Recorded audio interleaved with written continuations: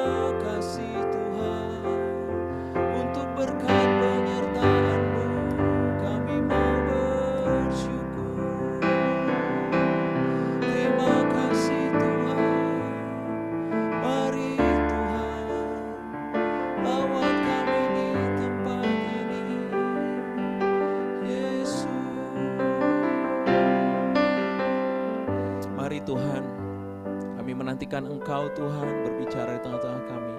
Kami menantikan kehadiran-Mu yang luar biasa itu Tuhan, yang menjamah setiap hati dan pikiran kami, yang mengubahkan setiap Tuhan pola pikir kami Tuhan, yang mengubahkan kehidupan kami, yang membangkitkan jiwa kami, yang membangkitkan roh kami Tuhan, yang membawa kami semakin kuat Tuhan, semakin kuat Tuhan, berjalan semakin kuat menuju kepada terang-Mu yang ajaib Tuhan.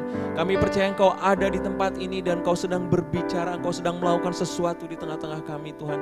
Kami percaya Tuhan, kami sedang diubahkan, kami sedang dibentuk, kami sedang mengalami hal yang luar biasa bersama Tuhan. Kami percaya hati kami sedang bergejolak, dibangkitkan oleh Tuhan, dibangkitkan Tuhan untuk mendapatkan hal yang luar biasa, yang baru, yang daripada Tuhan. Terima kasih Bapak, terima kasih Tuhan Yesus, terima kasih. Terima kasih. Sekali Yesus, selamanya Yesus. Harapanku tak akan hilang, karena kasih-Nya sekarang ku ada. Oh Yesusku, ku cinta Kau selamanya. Sekali Yesus, sekali Yesus, selamanya Yesus. Harapanku tak akan hilang, karena kasih-Nya sekarang ku ada. Oh Yesusku, ku cinta Kau selamanya. Terima kasih Tuhan, terima kasih kami siap menikmati ibadah OCM event di tempat ini. Kami menikmati Engkau Tuhan. Terima kasih, di dalam nama Yesus kami berdoa, haleluya, amin. Amin, puji Tuhan. Sudah datang yang baru. Halo Kak Eli, halo. Apa kabar Kak Yosua juga. Ada yang mau bagi berkat dulu? Ada yang mau bagi berkat? Mungkin Bang Mario. Oh lagi lihat ke belakang, gak ada lagi orang. Bang Mario bagi berkat? Gak ada ya. Saksian bagi berkat apa aja? Mungkin di kantor belum ada. Martin, Kak Ermin, Roni pembicara, gak bisa. Yosua ada? Belum? Ada? Oh ada, silakan sini. Silakan Bang Yosua. Gak apa-apa, yuk. Supaya kita diberkati, yuk. Ini temanya kasih yang mengampuni ya. Ya, shalom semuanya. Ya, kalau nggak kenal nggak sayang ya. Jadi perlu dikenalin gak nih? Enggak lah. Oke, perkenalkan saya Yosua. Kalau berkantor di lantai 22 ya. Oke.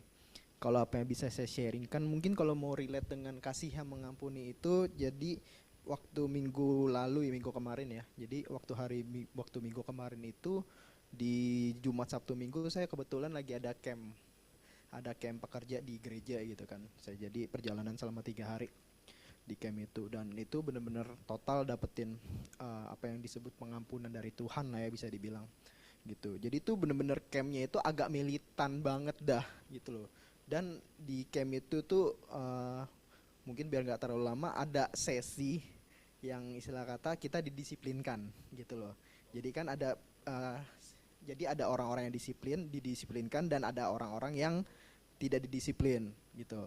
Jadi ketika udah disuruh pada maju yang kena disiplin, justru kita yang harusnya ada lah ya disuruh push up atau suruh baca ayat lah ya saat itu, harus ditanggung oleh teman-teman yang tidak melanggar hukuman gitu kan. Wah di situ kayak sempat ada emosional berontak, enggak ini salah kita gitu kan, ini salah kita gitu loh. Tapi instrukturnya dia mengatakan satu hal, kalau semua orang yang bersalah bisa menebus kesalahannya, harusnya di dunia ini nggak ada yang berdosa.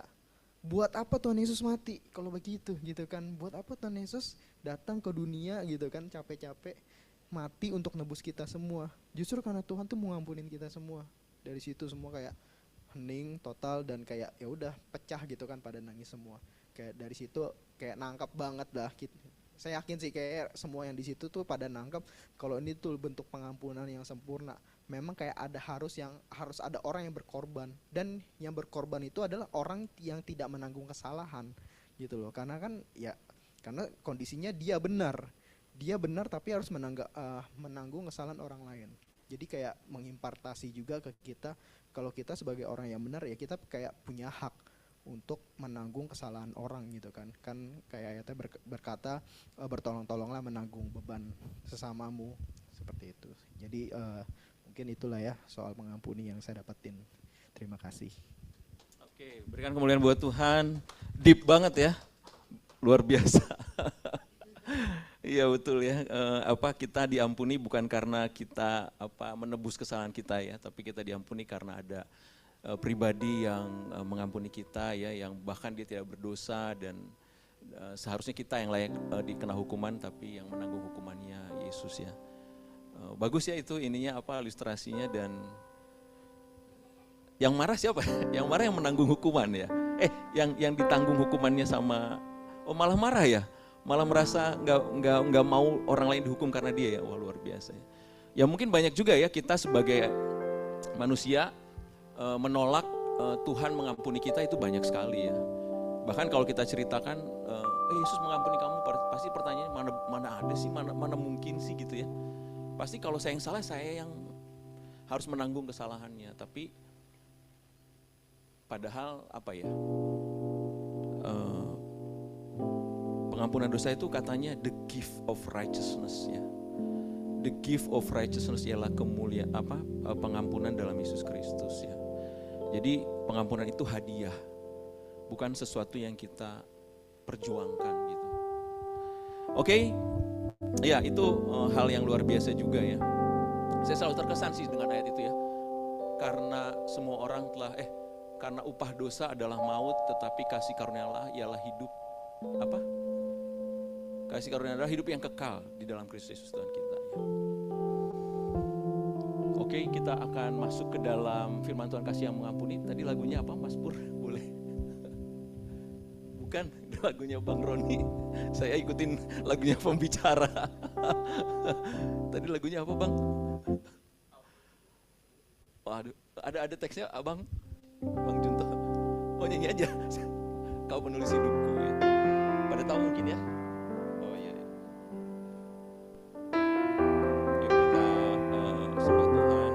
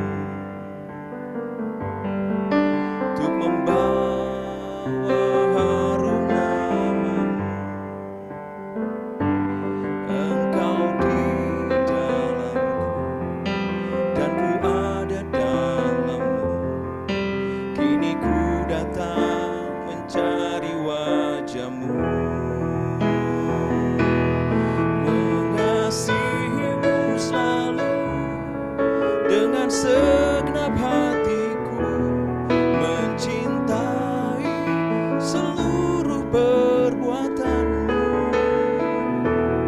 mengabdikan hidupku sesuai rencana-Mu. Ku mau menyembah-Mu sampai akhir hayatku.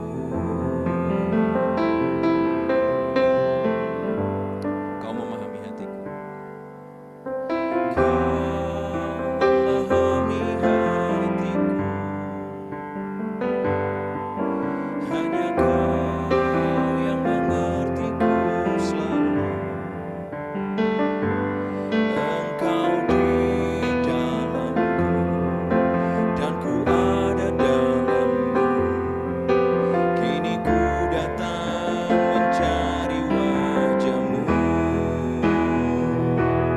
mengasihi-Mu selalu dengan segenap hatiku, mencintai seluruh perbuatan-Mu, mengabdikan hidupku sesuai rencana-Mu. Ku mau menyembah-Mu sampai akhir hayatku. Sekali lagi, mengasihi-Mu selalu. Amin. Ini doa kami, Tuhan. Mengasihi-Mu selalu dengan segenap hatiku, mencintai seluruh perbuatan-Mu,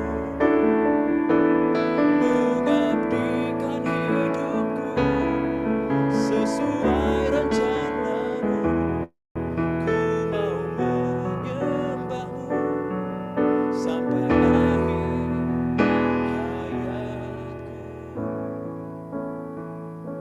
Silakan Pak Roni.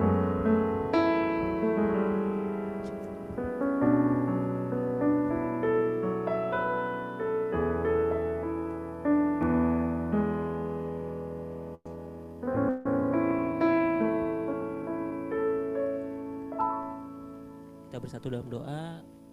Selamat siang Tuhan, terima kasih untuk kesempatan kami bisa berkumpul di tempat ini untuk mendengarkan firman Tuhan. Kami berdoa Tuhan agar kami memiliki telinga dan hati seorang murid, agar kami bisa mendengar suara Roh Kudus berbicara kepada kami pribadi lepas pribadi, sehingga apa yang kami dapatkan hari ini itu bisa bertumbuh, bisa berbuah, dan kami bisa mengalami hidup yang berkemenangan di dalam Kristus. Dalam nama Tuhan Yesus kami berdoa mengucap syukur. Amin. Shalom. Ya, saya perkenalan juga kali ya. Walaupun mungkin ada beberapa yang udah kenal, mungkin ada yang belum kenal juga. Aduh, jatuh. Ya, nama saya Roni. Saya sekarang bekerja di Prudential. Sebelumnya saya 17 tahun di Citibank, termasuk pegawai yang setia sampai Citibank meninggalkan saya. Jadi bukan saya yang meninggalkan, tapi saya yang ditinggalkan. Mulai bulan Agustus ini, tolong dukung doa teman-teman. Saya mulai kuliah di Sekolah Tinggi Teologi Bethel Indonesia. Semoga bisa selesai. Ya, karena waktu interview juga dosennya bilang, Bapak yakin selesai Pak? Bapak harus selesai Pak. Kalau Bapak masuk nggak selesai, awas. Jadi supaya bisa kuliah dengan baik dan bisa jadi berkat buat banyak orang. Untuk temanya hari ini adalah kasih yang mengampuni. Kita buka dari Lukas 23 ayat 34. Jadi sebagai orang Kristen kita adalah pengikut Kristus, jadi teladannya pasti Tuhan Yesus ya. Kita baca bersama-sama Lukas 23 ayat 34. 1, 2, 3 baca. Yesus berkata, "Ya Bapa, ampunilah mereka sebab mereka tidak tahu apa yang mereka perbuat." Dan mereka membuang undi untuk membagi pakaiannya. Ya luar biasa ya, inilah pengampunan yang teladan Tuhan Yesus. Ketika itu kondisinya Tuhan Yesus mau disalib ya. Dia disiksa, dihina, dipermalukan, dan dia dalam posisi yang terendah. Tetapi dia bisa mengatakan verse ini, dia bisa mengatakan ayat ini. Ampunilah mereka. Jadi kalau teman-teman lihat teladan Tuhan Yesus ini langsung diikuti oleh salah satu muridnya. Di Kisah Para Rasul ada kisah tentang Stefanus ya. Ketika Stefanus akan dihukum mati dengan dilempari batu, dia mengatakan hal yang sama seperti Tuhan kita, ampunilah mereka. Dan kalau teman-teman lihat, ya seperti itulah standarnya gitu mengampuni. Jadi orang bilang, apa sih yang sulit dilakukan? Salah satunya mengampuni loh teman-teman. Ya, kalau banyak firman tentang mungkin bekerja keras, oke. Banyak firman tentang beriman, oke. Tapi tentang mengampuni siang hari ini kita akan belajar sedikit dari firman Tuhan bahwa ini sesuatu yang serius, sesuatu yang serius. Jadi mungkin ada orang bertanya, apa sih dosa yang serius gitu? Bang Sudung, dosa yang serius apa Bang kira-kira? Menghujat Roh Kudus ya. Bahasa Inggrisnya itu blasphemy of the Holy Spirit. Katanya tidak bisa diampuni. Tapi ternyata salah satu dosa yang serius juga adalah tidak mengampuni. Kita buka di Matius 6 ayat 14 sampai 15.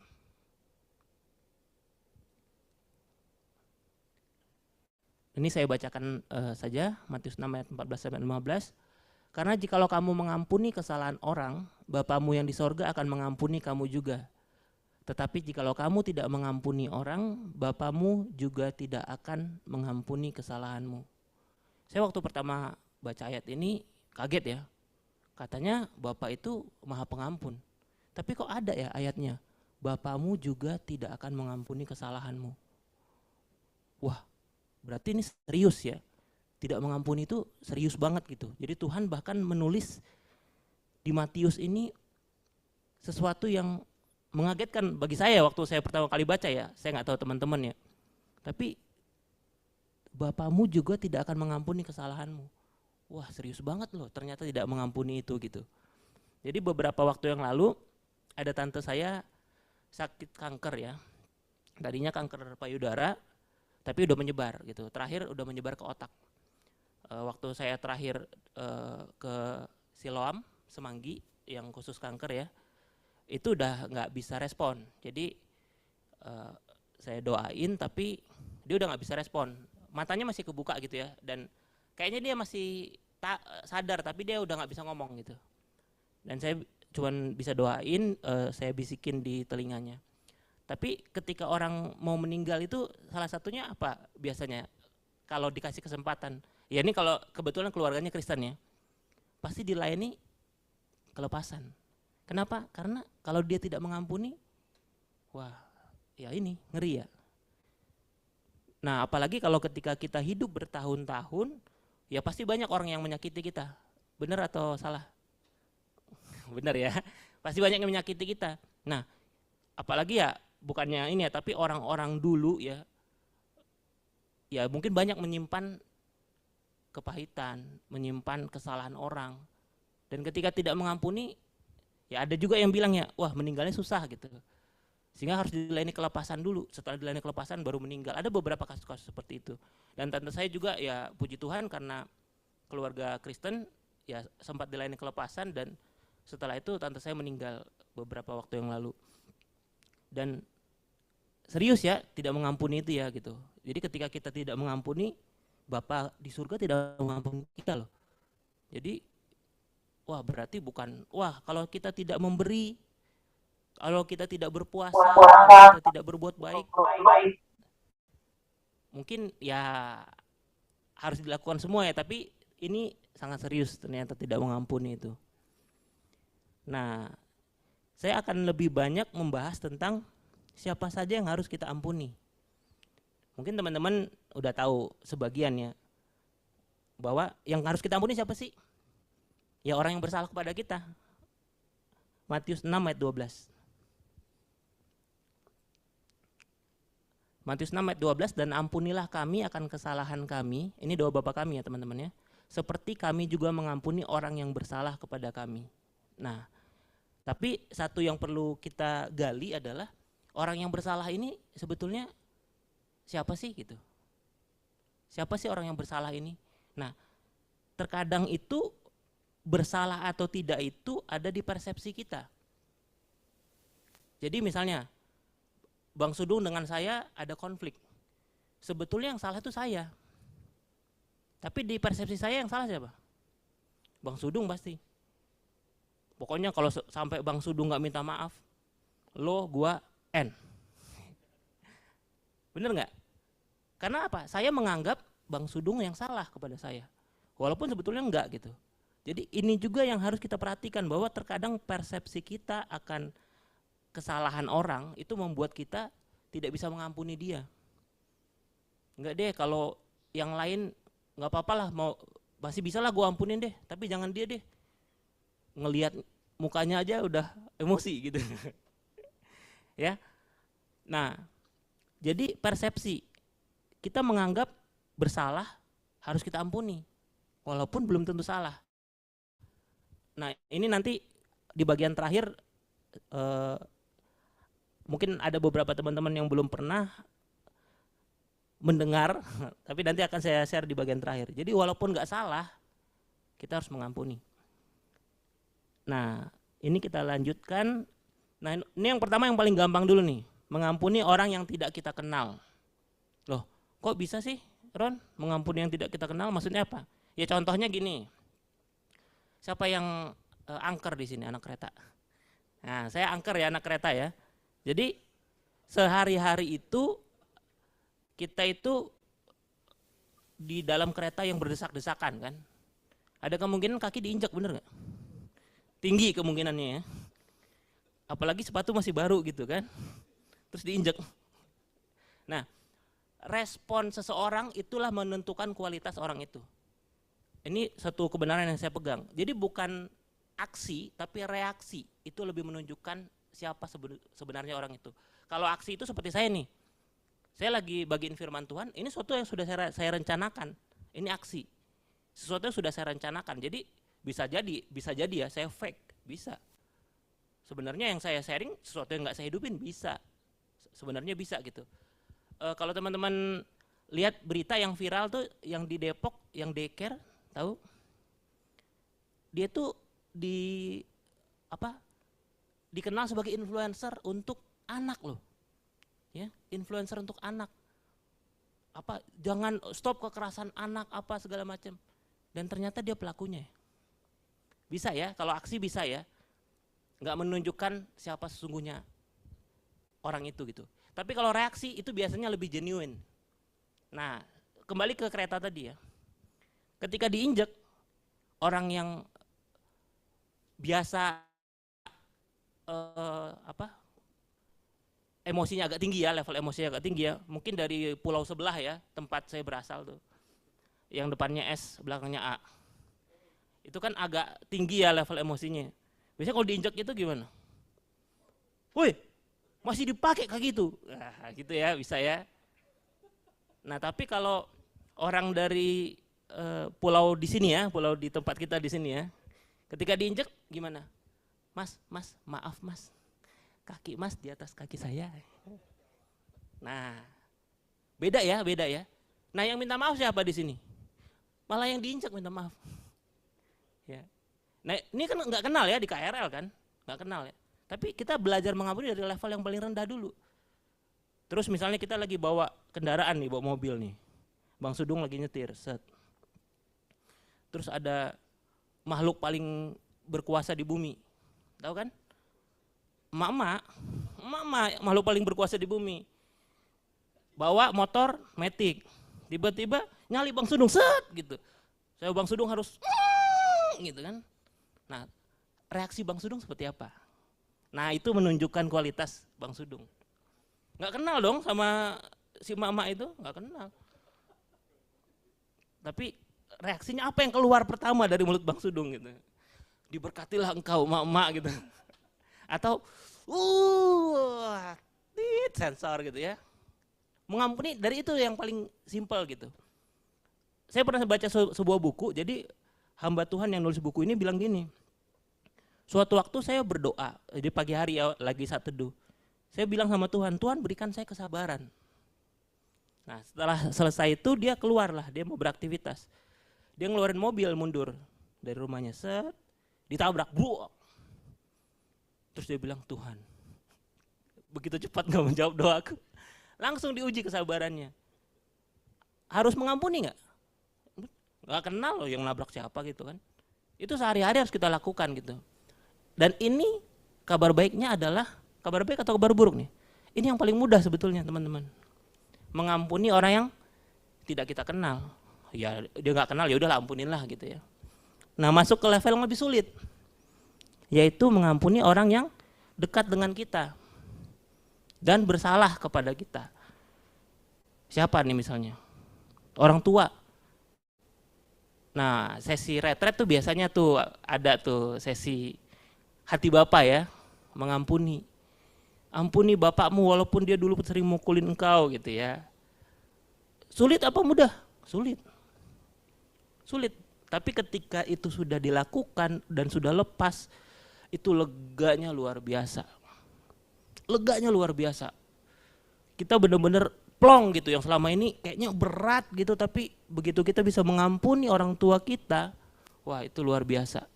Itu adalah awal dari pemulihan hidup kita dan secara rohani kita akan bertumbuh luar biasa dalam Tuhan. Amin. Orang tua misalnya. Terus siapa lagi? Saudara. Sahabat, siapa lagi? Sebutin deh, semua orang yang dekat sama kita. Ini yang levelnya lebih sulit kan? Mantan misalnya, mantan. Kita harus, apa istilahnya? Move on. Move on. Jadi forgive and forget. Walaupun memang kita nggak mungkin lupa ya, kecuali kita amnesia ya. Kita pasti masih ingat, tapi kita harus belajar melupakan. Bukan benar-benar lupa ya, tapi melupakan. Artinya apa?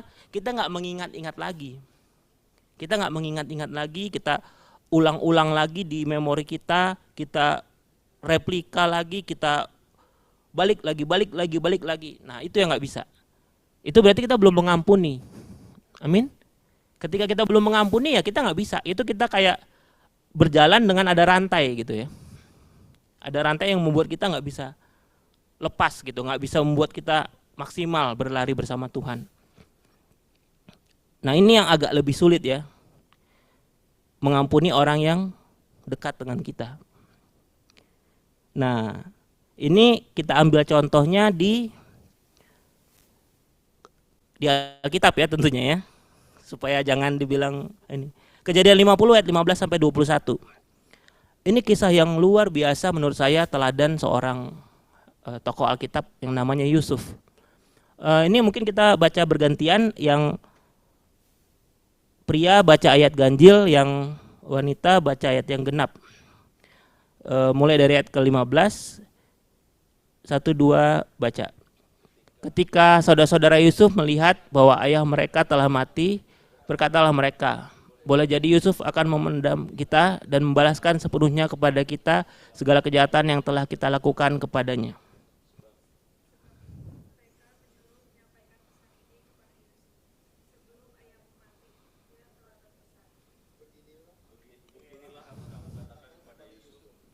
Inilah kiranya kesalahan saudara-saudaramu dan dosa mereka, sebab mereka telah berbuat jahat kepadamu.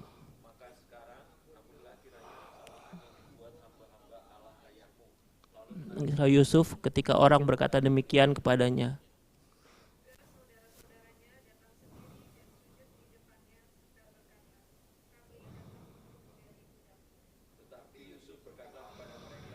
Janganlah takut, sebab aku inikah pengganti Allah.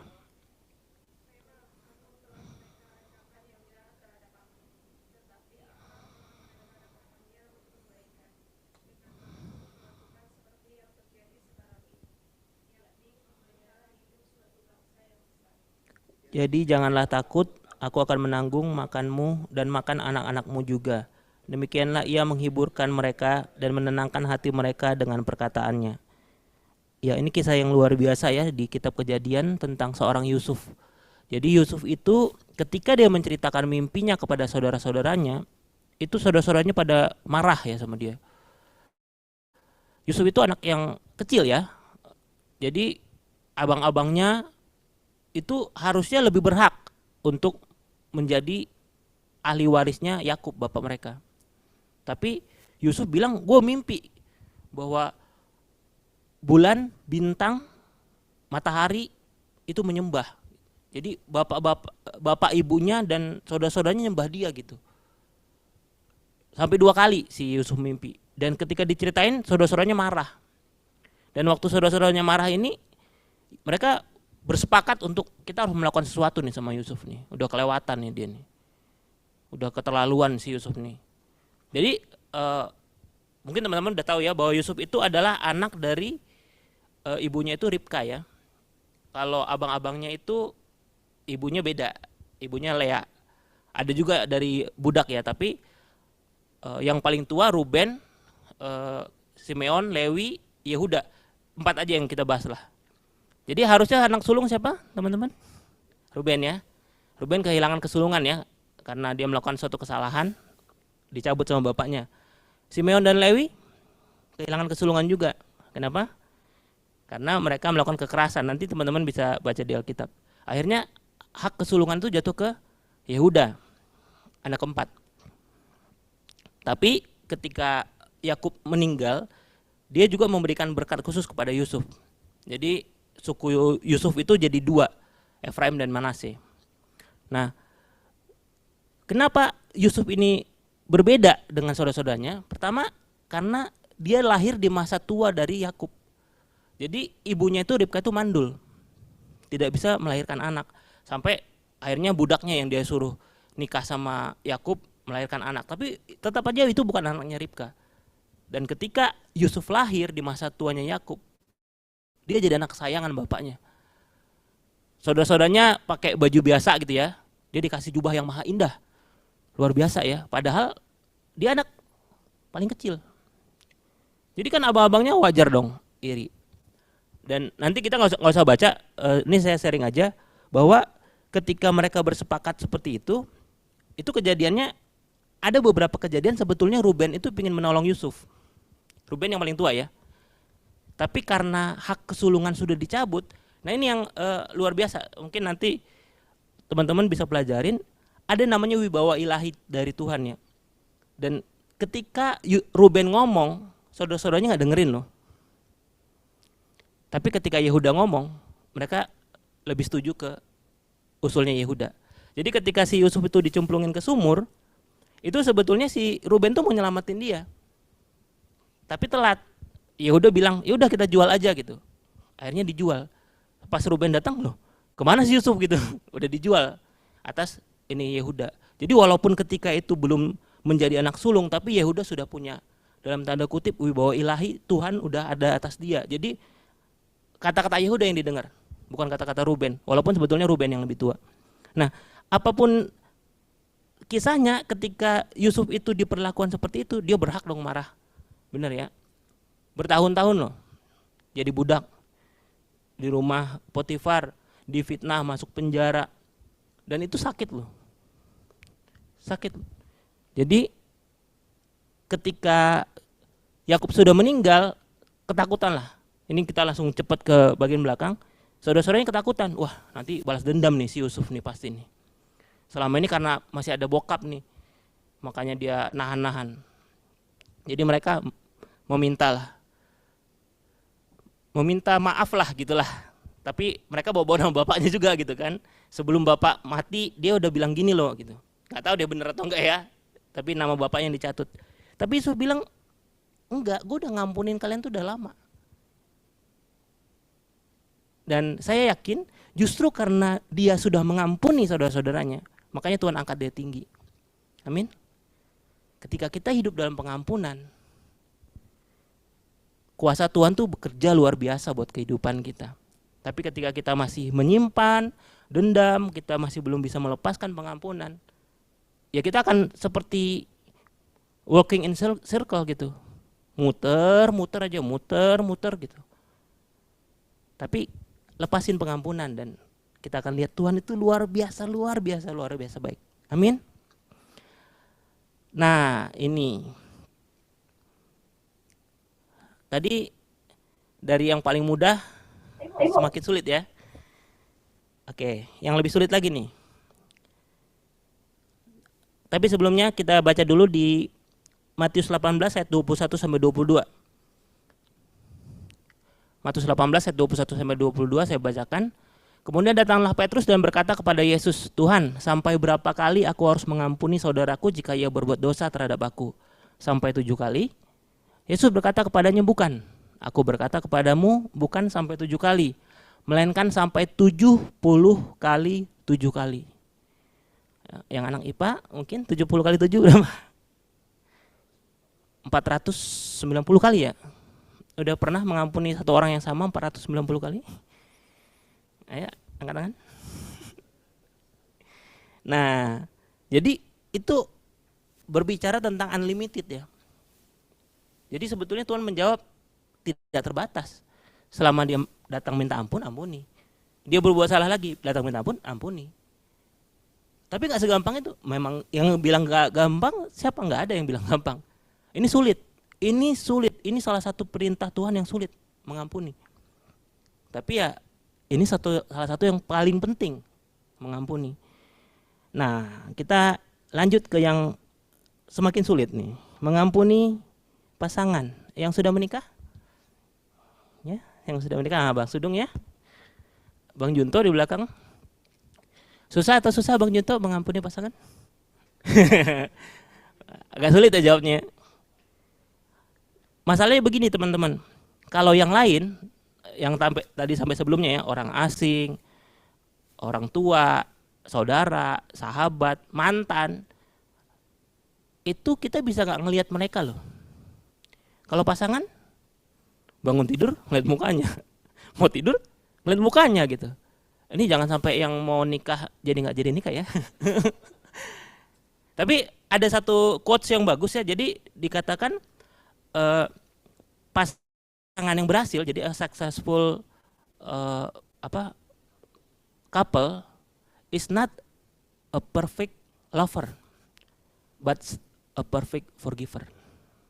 Jadi bukan yang wah mengungkapkan cintanya gimana, tapi mengampuninya. Salah ampuni, salah ampuni, salah ampuni. 70 kali 7, Bang, udah lewat 70 kali 7. Udah, mungkin ya yang udah nikahnya di atas 10 tahun mungkin aja udah lewat dari ini. Tapi ketika berbuat salah, ampuni lagi nggak? Harus. Nah itu pentingnya memilih pasangan yang tepat ya. Itu sesinya beda nanti. Tapi itu teman-teman, jadi ketika kita tidak bisa mengampuni pasangan kita, bahaya banget gitu. Kita akan kehilangan semuanya, kehilangan sukacita, damai sejahtera, semua akan hilang. Jadi ini off the record ya, yang tante saya yang tadi saya ceritain, itu luar biasa saya lihat bagaimana dia mengampuni suaminya. Jadi suaminya tuh nikah lagi dan punya anak. Padahal yang cari uang tante saya. Tante saya yang capek-capek cari uang, lumayan berkecukupan. Suaminya malah nikah lagi. Tapi ketika suaminya meninggal, dia datang, dia nangis dan dia bilang dia mengampuni suaminya. Luar biasa ya. Saya berdoa tidak ada satupun di ruangan ini ataupun di Zoom yang harus seperti itu ya. Amin. Tapi itu yang sulit ketika kita harus mengampuni pasangan kita. Nah, kita lanjut ke, ada yang lebih sulit lagi nggak? Ada ternyata. Oke, lanjut. Mengampuni diri sendiri. Ada yang belum mengampuni dirinya? Ini harus loh. Kenapa? Ini bahaya. Ini sangat bahaya. Jadi saya dulu waktu kecil ya, ini mungkin kalau saya cerita jadi tahu nih angkatannya. Saya dulu nonton film namanya MacGyver. Ada yang tahu nggak? Ada yang seangkatan dengan saya? Dulu hanya ada RCTI dulu, nggak ada siaran TV yang lain. Jadi MacGyver ini punya musuh, namanya Murdoch kalau nggak salah. Nah di satu kesempatan si Murdoch ini dia mau jatuh, saya lupa dari mana. Pokoknya jatuh yang kemungkinan mati lah dia gitu. Teman-teman tahu apa kata-kata terakhir dari musuhnya MacGyver ini? Nah berarti kan nggak ada yang seangkatan dengan saya. Bang Sudung di atas saya padahal. Dia ngomong gini loh sama si MacGyver, dia bilang gini, "See you in hell. Apa artinya? Artinya dia merasa gue ini orang berdosa banget. Gak mungkin gue diampuni Tuhan. Jadi udah pasti nih gue mati nih, gue masuk neraka. Ngeri ya. Dia pasti masuk neraka karena dia tidak bisa mengampuni dirinya sendiri. Kalau Tuhan, dia pasti ngampunin loh. Benar nggak? Sejahat apapun, itu penjahatnya di film MacGyver itu. Kalau dia datang sama Tuhan, diampunin nggak? Diampunin. Tapi dia nggak datang sama Tuhan karena dia tidak bisa mengampuni dirinya sendiri. Udah terlalu jahat. Pernah dengar nggak orang seperti itu ngomong? Bertahun-tahun yang lalu saya punya saudara PA. Jadi saudara PA saya ini dia itu backgroundnya tuh dia satanic church, gereja setan. Habis itu dia bertobat, ya sama lah ikut retret kan waktu SMA tuh, nangis-nangis, udahlah. Tapi setiap PA, setiap ini, nah ini yang nggak bisa move on ya teman-temannya. Dia tuh selalu menceritakan masa lalunya. Wah dulu gue gini, dulu gue gini, dulu gue gini. Ya gue bilang kalau sekali-sekali dan untuk pembelajaran nggak apa-apa ya. Tapi kalau terus-terusan ya nggak move on. Akhirnya ya dibalik lagi ke kehidupan yang lama. Singkat cerita beberapa tahun kemudian saya ketemu sama dia di Metro Mini. Sekarang udah nggak ada Metro Mini. Adanya Mini Trans ya, Mini Trans sama Metro apalah gitu. Nah itu Metro Mini itu tadinya. Nah saya ketemu terus dia bilang gini, Ron lo masih pelayanan? Puji Tuhan masih bro. Balik lagi lah gue bilang. Kata-katanya yang nggak saya lupa sampai sekarang. Nggak bisa bro, gue udah terlalu berdosa. Sayangnya itu Metro Mini ya, jadi saya nggak bisa berbuat banyak dan waktu singkat. Akhirnya itulah terakhir kali saya bertemu dia. Dan nggak bisa bertemu lagi karena udah meninggal orangnya. Sedih ya, dulu saudara PA, bareng-bareng PA, bertobat bareng gitu ya. Tapi ya dia nggak bisa mengampuni dirinya sendiri teman-teman. Dia menganggap gue ini udah terlalu jahat Ron. Gue gak bisa diampunin. Gue bilang bro, Yesus itu mengampuni lo. Gue udah dikasih kesempatan bro untuk bertobat. But I mess it up. Tapi gue sia-siain. Sedih ya? Sedih. Saudara saya 2 orang yang udah menghadap ke Yang Maha Kuasa. Jadi saya ketika saya masih ada di sini saya bilang, wow. Oke, jadi mengampuni diri sendiri ya. Kita lihat contoh dari Alkitab. Ini yang luar biasa, Lukas 23 ayat 39 sampai 43. Ini saya bacakan aja biar cepat. Salah satu penjahat yang disalibkan bersama Yesus juga mulai menghina dia dengan berkata, "Hei, kamu ini Kristus bukan? Selamatkanlah dirimu dan kami juga." Namun penjahat yang satu lagi menegur dia, "Jangan berkata begitu. Apa kamu tidak takut kepada Allah? Lihat, kita bertiga ini sama-sama dihukum mati, tetapi hanya kamu dan aku yang pantas menerima hukuman ini, karena kita memang berbuat jahat, sedangkan Yesus itu sama sekali tidak bersalah." Lalu dia berkata kepada Yesus, "Ya Tuhan, tolong ingat saya ketika engkau sudah memerintah sebagai raja." Yesus menjawabnya, "Sesungguhnya aku menegaskan kepadamu, hari ini juga kamu akan bersama dengan aku di Firdaus." Ini terjemahan sederhana Indonesia ya. Jadi ada 2 yang disalib, di kiri dan di kanan Yesus. 2 orang ini adalah orang jahat, benar nggak? Sama-sama jahat, karena mereka dijatuhi hukuman mati. Apa perbedaan antara 2 orang ini? Yang satu, pada saat-saat terakhir kehidupannya, jadi mereka gini loh, berbuat jahat, nggak tahu lah berapa puluh tahun mereka hidup ya. Tapi selama mereka hidup banyak banget kejahatan yang mereka lakukan. Dan ketika saat terakhir, detik-detik terakhir kehidupannya, mereka diberikan kesempatan emas untuk diampuni. Oleh siapa? Oleh Tuhan sendiri. 2 orang ini beruntung loh. Di saat terakhir kehidupannya mereka dapat kesempatan emas untuk, kalau di negara kita dapat grasi ya dari presiden, dapat pengampunan. Mereka disalib sama-sama Tuhan loh, yang bisa mengampuni. Tapi sayangnya adalah yang satu ada di Firdaus bersama Tuhan pada hari itu juga. Yang satu ya di tempat yang satu lagi. Karena apa? Yang satu dia bisa mengampuni dirinya sendiri pada saat-saat terakhir. Pada detik-detik terakhir itu yang menentukan surga neraka itu detik-detik terakhir. Tapi dia memutuskan, oke, misalnya nih, saya Roni ya, oke Roni, lo udah bersalah, tapi gue mengampunin lo. Terus di sebelahnya Tuhan Yesus. Tuhan Yesus, kalau lo datang sebagai raja, ingat gue ya. Dan Tuhan ngelihat, oh dia udah ngampunin dirinya sendiri, dan dia minta ampun sama gue ampunin, selamat. Yang satu lagi, kesempatannya sama loh, disalib bareng-bareng. Tapi detik-detik terakhir, dia tidak bisa mengampuni dirinya sendiri. That's the sad fact. Dia nggak bisa mengampuni dirinya sendiri. Jadi dia nyebrangnya ya sama-sama nyebrang ya mereka ya, yang kiri kanannya nyebrang ke alam baka ya. Tapi yang satu ke Firdaus, satu ke tempat yang lain yang tidak ada kasih Tuhan di sana. Jadi ini yang agak ini ya, mengampuni diri sendiri. Tapi ternyata itu bukan yang terakhir loh. Ini cepet aja karena waktu juga tinggal sedikit. Terakhir itu kita harus mengampuni Tuhan. Walaupun Tuhan tidak bersalah. Walaupun Tuhan tidak bersalah. Yang tadi saya katakan di awal, persepsi kita. Kadang-kadang kita menyalahkan Tuhan.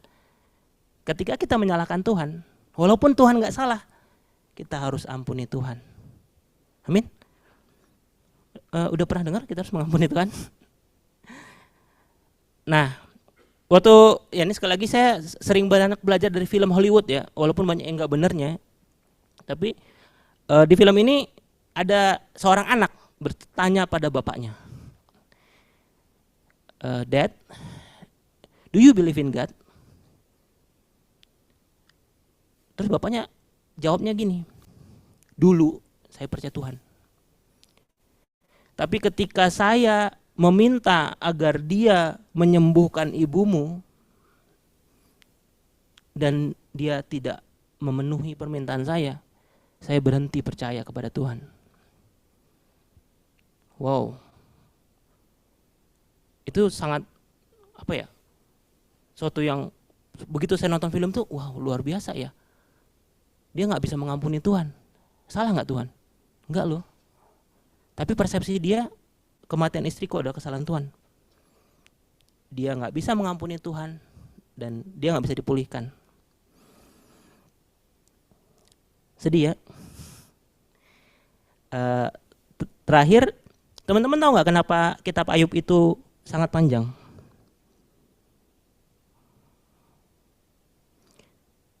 Alkitabnya sama ya. Kalau di saya itu ada 42 pasal. Berapa banyak yang hanya membaca pasal awal dan pasal akhir dan men-skip pasal di tengah-tengah. Pasal di tengah-tengah itu adalah pembicaraan antara Ayub dengan sahabat-sahabatnya. Itu banyak syair, banyak sajak dan banyak metafora di sana. Tapi intinya adalah kenapa harus 42 pasal Ayub ini? Karena di tengah-tengah itu Ayub menganggap Tuhan bersalah dan dia belum bisa mengampuni Tuhan. Awalnya bagus loh. Ini kata-kata yang paling sering dipakai kalau orang kedukaan ya. Tuhan yang memberi, Tuhan yang mengambil, terpujilah nama Tuhan. Ayub mencatat dan Ayub tidak berbuat dosa oleh perkataannya. Tapi itu di awal ketika sahabatnya men-challenge, sekali lagi aksi dan reaksi. Ketika Ayub berkata di awal itu bagus memang. Karena memang Ayub gak salah ya. Ayub bukan berbuat dosa makanya dia seperti itu. Tapi ketika teman-teman sahabat-sahabatnya itu men-challenge dia, ada yang bilang, oh lo pasti buat dosa lo gini-gini. Keluarlah reaksi dari Ayub. Dia dalam tanda kutip menyalahkan Tuhan. Dan teman-teman tahu sendiri ya, akhir ceritanya langsung kita percepat. Kenapa Ayub dipulihkan? Sebelum dipulihkan, dia mengaku salah. Dia mengaku salah.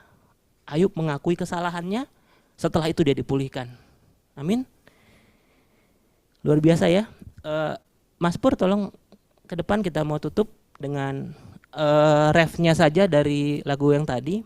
Jadi sebelum kita nyanyi, dulu saya ketika menyanyikan ref lagu ini, saya nangis. Saya nangis. Mengasihimu selalu Dengan segenap hatiku mencintai seluruh perbuatanmu. Kenapa saya nangis? Karena ada kejadian dalam hidup saya yang tidak enak gitu. Dan ketika itu saya rasa itu kesalahan Tuhan gitu. Jadi saya bilang ini perbuatan lo Tuhan. Dan ketika saya harus nyanyi lagu ini, itu kayak ada denial dalam diri saya. Mencintai seluruh perbuatanmu. Dan bertahun-tahun saya tidak bisa dipulihkan Tuhan karena saya tidak bisa mengampuni Tuhan. Sekali lagi dalam tanda kutip, walaupun Tuhan tidak salah ya. Tapi siang hari ini mari kita belajar mengampuni semua yang kita anggap salah, walaupun belum tentu salah.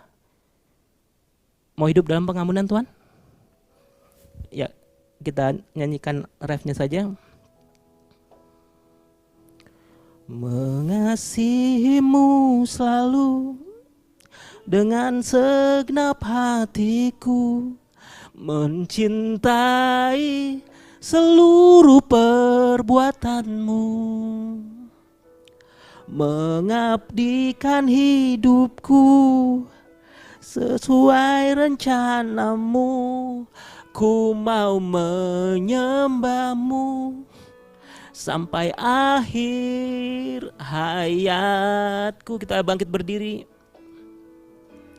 Mengasihimu selalu dengan segenap hatiku, mencintai seluruh perbuatanmu,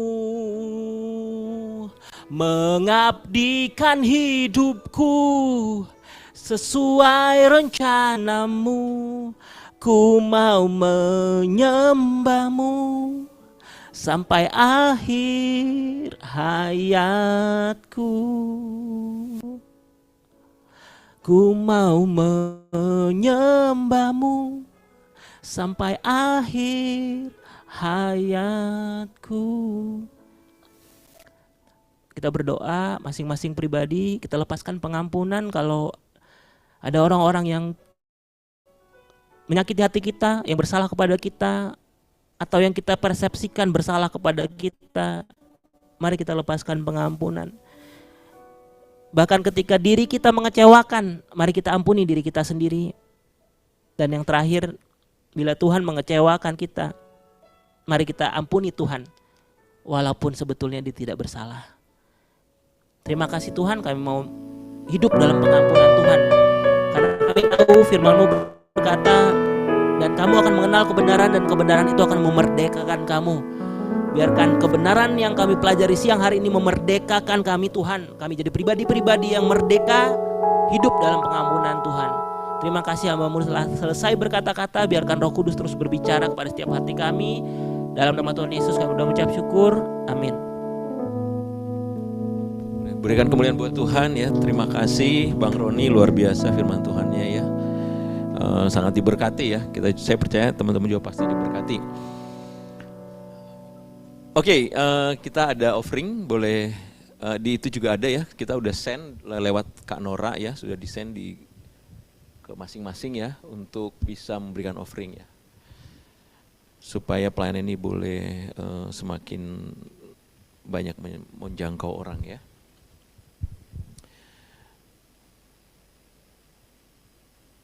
Boleh main. Ya sekali lagi terima kasih Bang Roni ya untuk sharingnya luar biasa ya. Yang mengampuni itu memang pekerjaan sulit tapi membebaskan ya.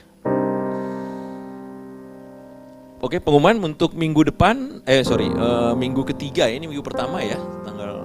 Sekarang tanggal berapa sih? Tanggal 2 ya. Berarti tanggal 16 kita ada lagi OCM di tempat ini. Oke, kita tutup. Mari kita datang kepada Tuhan, kita berdoa. Terima kasih Tuhan untuk firman-Mu, ajar kami untuk mengampuni orang yang bersalah kepada kami atau orang yang kami anggap bersalah kepada kami Tuhan.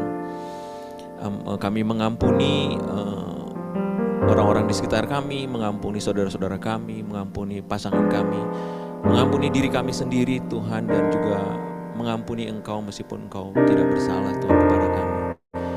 Kami mau menerima segala yang Engkau perbuat di dalam kehidupan kami Tuhan. Kami tahu penyerahan diri kami itu akan membebaskan kami Tuhan dari semua masalah, dari semua hal yang bukan seharusnya menjadi bagian kami. Terima kasih Bapak, kami bersyukur untuk OCM event kali ini. Kami menikmati Tuhan, kebaikan Tuhan, kami menikmati firman Tuhan, kami menikmati Tuhan, berkat-berkat Tuhan yang luar biasa.